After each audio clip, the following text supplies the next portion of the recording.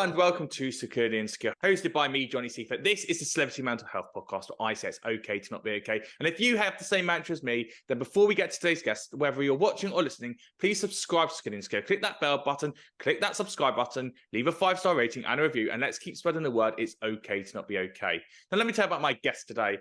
My guest today was on the first season of the Traitors UK, where she was the standout star getting to the quarter-final of the show.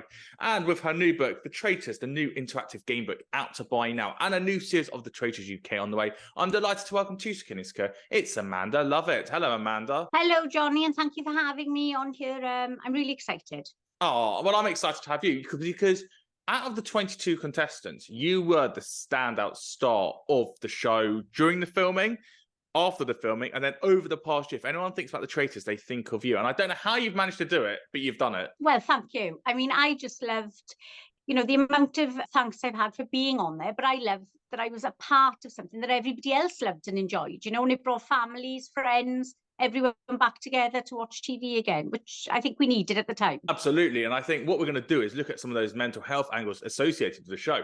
And the most important thing is just, coming out of COVID for like 2-3 years and then actually meeting people that aren't in our little bubbles, and I'm talking about a social bubble, and actually just meeting those people you wouldn't normally associate yourself with and going, look, we can be friends. We are very different, but we can be friends. And I think that's what the Traitors really did at that time and place, to go, look, let's all just be friends. How did you find that experience post-COVID, actually, or just meeting brand new people like that? Well, one of the things that's always intrigued me, because I've been 3 girls, obviously Love Island has been in my lounge for the last how many years since it started, and I always used to think, and a lot of these reality TV shows, I used to think, can people really form alliances and relationships that quickly? Being 54 at the time, 2 divorces under my wings, I was sort of a hardened lady. I thought, surely you can't just form friendships that quickly. So that was one of the things that intrigued me to sort of apply for it as well. It's true, when your outside world is taken away from you, you really do go through that, all those emotions together, and people do become your alliances, your family almost, you open up, you start opening up to each other. Well, it's an interesting thing, because I've done a lot of TV in the past as well, and you're in this little bubble where the only thing you've all got in common is being on this TV production. And when you are a contestant on a show and you've got the production need, but the production do their own thing, and yes, you share the same space. It might be, for example, in the castle you're staying in, there are rooms like an almost green room where the crew would be having a Nando's takeaway and you're sitting there as well. And you're kind of all in this together, but you're kind of not. And so the only people you can rely on are your fellow contestants. Otherwise, you've got no contact with the outside world, and you're a bit like, well, I don't really know who I am, and I'm almost like a little fish in a massive fish tank. Yeah, absolutely. As you said, it's the common denominator, isn't it? We're all in it together. Although we play different parts, we're all experiencing the same journey at the same time. So that does bond you, absolutely. You mentioned about you've been divorced twice. If it's okay to touch on that, of having that rejection, how did you find them meeting new people? Because you've had to obviously over that time build up some resilience in yourself to go, I can be loved and I've got love to give, and therefore people should accept me, but also going, I don't want to get too close because I now know what's happened in the past. Well, to be honest, Johnny, I never had much confidence in school. I was one of these girls. I had quite a tough upbringing, myself and my sister. My mum was a functioning alcoholic. She's gone now, and I love her to the moon and back. But that's the sort of thing the background we grew up in. So until I became sort of, I would say 7, 8, 9, I didn't realise that every mother wasn't the same. The children used to go home and have their tea for them made and things like that, and their mum got up and dressed them for school, whereas we used to have to do it ourselves. We had lifts to school, etc. So when I got to comprehensive school, I never really, you have the populars, I had beautiful friends and things, but I never felt worthy of fitting in anywhere. So going to university, I knew it would never be an option for me, that I'd have to get out and get a job. And so I never sort of felt confident until I had, I would say, my first 3 children in my first marriage. My first 3 children, of course, you become the lioness, don't you? You have cubs to protect, and that makes you speak up in life. It makes you talk out and things. So over the years, as you said, with the 2 divorces, you know, the second marriage wasn't very good. I am back with my first husband, by the way. So true love does tend to pull you, keep you together. We were just very young. So I've had to really find myself, feel that I have the confidence to belong where I do, you know, and in life, and yeah, and go for it. And to go in the castle and meet all these strangers, I felt confident to do that. Well, and I embraced it because I've been in sales for 30 years, love meeting people, love finding out about different walks of life. You have to work on yourself because, especially today, I think society is very much, I mean, 40 years ago, I never had the fashionable clothes. I always had these sort of the market copies 6 months later when they come out, and you know, which was okay because that's what I lived with. But it's more important now than ever that people feel that they have to fit this certain criteria, especially young girls growing up and young boys. My lads are like in their 30s now, but my twins are 18, and I've seen massive changes as the generation has gone on that became so materialistic at one point. That's hard, that society, you feel you have to fit into that to belong. Whereas really, it's you, it's your heart, it's your soul that you are, not what you portray on the outside. So it's finding that within yourself. When you go back to your first husband, what were the lessons you brought back to him that time round versus the first time round? After going through another marriage as well and having to build up that resilience, that word again, to go back to him and go, look, I've got this new version of love to give. I've got these lessons that I've now learned about myself so that this relationship can be successful the second time round. I think we both learned.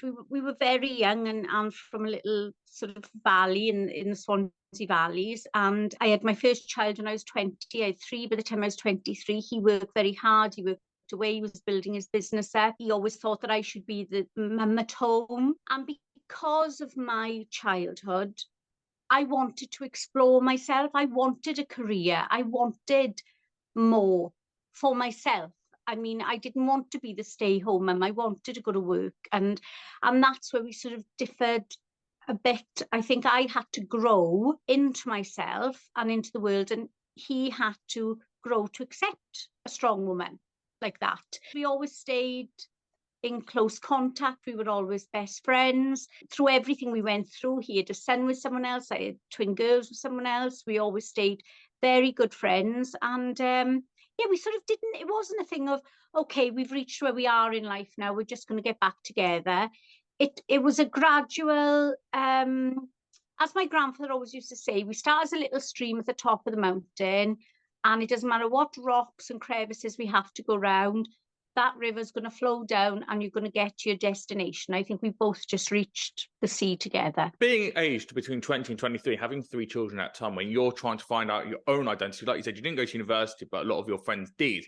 How did you find growing up in your early 20s to kind of go, look, this is the Amanda that I've found and that I love, and this is my identity that I want to put out there? Because a lot of people will be going to university at that time, having their first experiences, and you didn't get that because you were busy rearing a load of children. I loved being a mum at that time, but I knew I just had more to give. I wasn't going to just be the stay-at-home mum on the PT. It wasn't enough for me. I wanted to explore life. I hadn't explored life.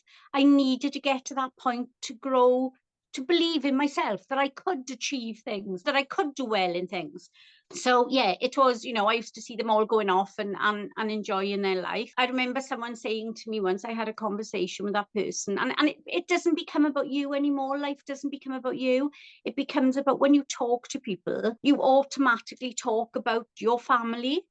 So you know, it isn't how is Amanda doing? It's about, well, how are the kids? How are you doing this? Have you sorted the costumes out? Everything, your world becomes around them, and which is beautiful, but you have to stay true to yourself in that. And I think I just wanted people to come up and sort of say to me, hi, how are you? How are you doing? And I remember the moment when that happened, somebody actually came to me and said, oh, how are you? I haven't seen you for ages. And I said, oh, yes, I'm great. The kids are doing this. The kids are doing that.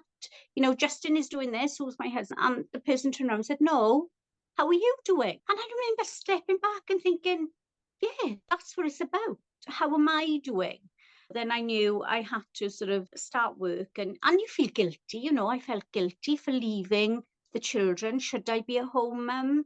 You know, are they going to lose out if I go to work? Because my mum wasn't sort of there for me, but you learn to combine the two. And I think, you know, I'm very blessed with them all. They've all grown up really well. So I think I taught them both ends of the scale. And having a blended family, so two parents and having two other parents on either side, and having 6 children, 3 from the birth marriage or the first marriage, and then your two and the other one.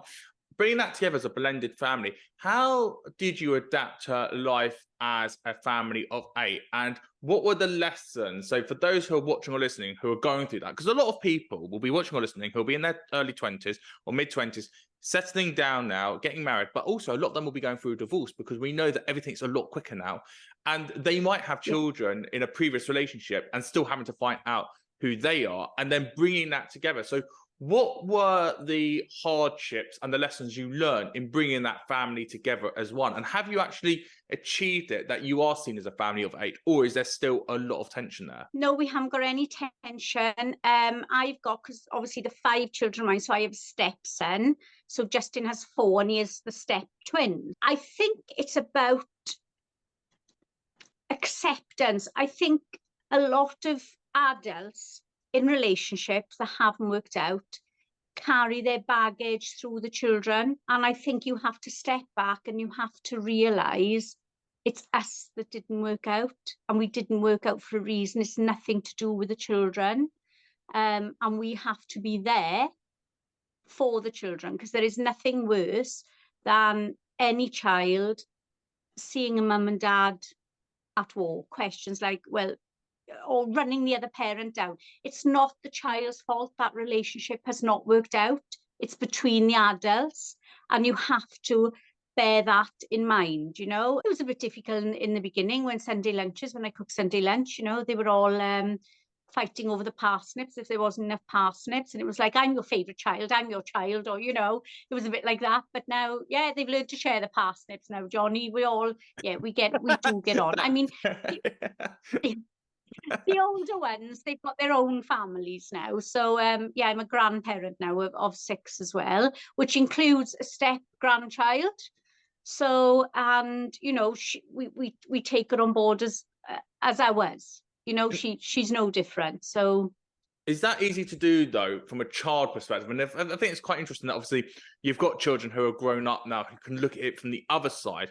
But when they are still just children, is it easy for them to kind of go, look, this is unconditional love, no matter if I'm a stepchild, a half child, a full child. And yes, there's 6 of us, but look, I've got 2 younger sisters, and I'm 31, one sister's 29, one's 26, and we still play the game of, well, I'm the favorite child. Mum, who's your favorite child? Yeah. And it was my birthday the other week, and my mum put a Facebook post up and said, happy birthday to my son.